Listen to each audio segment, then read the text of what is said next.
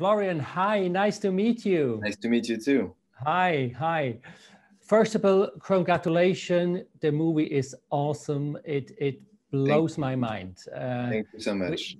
We don't want to give too much away, but the end is so heartbreaking. It's unbelievable. Tell me, your play is now coming out as a film. How did you originally came up with this topic?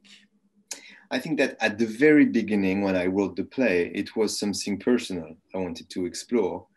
I have been raised by my grandmother, and she was like my mother, and she started to suffer from dementia when I was 15. So I knew a bit what it was to go through this painful process, and to be in a position when you are important and you love someone, but you understand that love is not enough.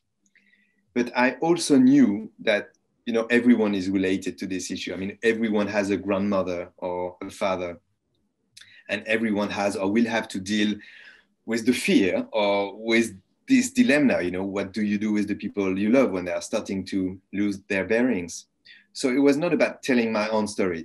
It was more about sharing emotions, because I think that art is here for that, to make you feel part of something larger than yourself. And I think there's something cathartic about it. I mean, there's like a consolation, a beautiful and a real one, to remember that, we are all going through this same kind of process. Okay. You leave, yeah, excuse me, go on. No, and when the play was on stage, I was really, moved by the response of the audience, in France and then everywhere. I mean, everywhere in other countries, it was the same, despite the cultural differences, meaning that people were waiting for us after every performance. But it was not to say congratulations. It was to tell their own story, to share their own story. And, this is when I really realized that there was something cathartic about it. And I really wanted to do that film for sharing those emotions. Yeah. You leave the audience in the dark for a long time as to whether the father is just imagining what is happening or not.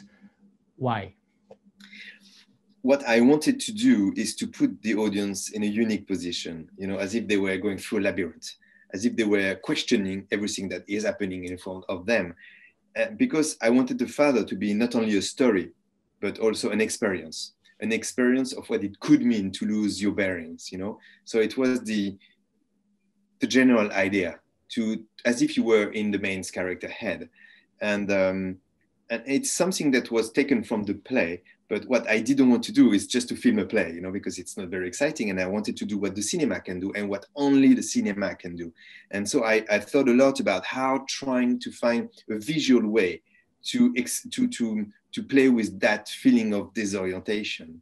And for example, I worked a lot with the set, and I wanted to use the set, to create that feeling of disorientation. And we shot the whole film in a studio, because as a director, you can do in a studio whatever you want. You can remove a wall, change the proportion.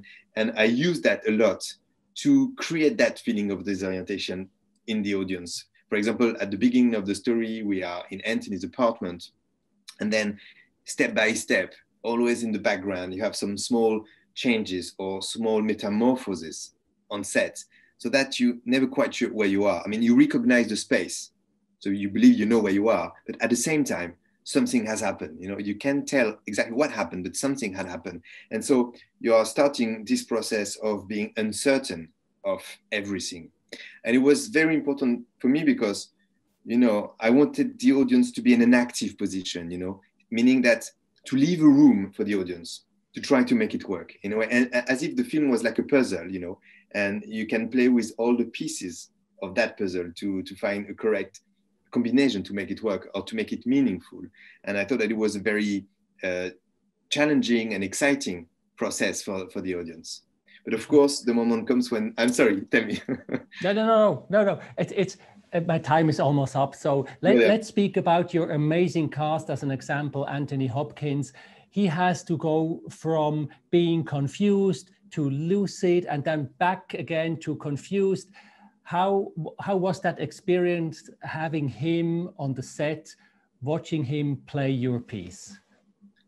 It was a very intense and great experience to see Anthony going through this process, I think that he was very brave because, you know, he had to go through so many emotions, but also in the end, he had to, in a way, to explore a new emotional territory, to do something that he hadn't done before, and to go to this very vulnerable and fragile place, and in a way, to use his own feeling of mortality.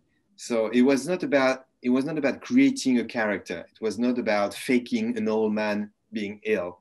It was about trying to explore his own fears and his own emotions. And sometimes it was painful as a process. And I think that he's so brave because, you know, he's 83 and he's still this artist putting himself at risk in order to make a film that could be meaningful for others. So I think, I mean, I'm so grateful and full of admiration for what he has done. So congratulations to that movie. All of you did a great job. I love it. And I cross my finger. You have a big audience worldwide. All the best for you. Thanks for talking to us. Thank you so much. Bye-bye. Bye-bye.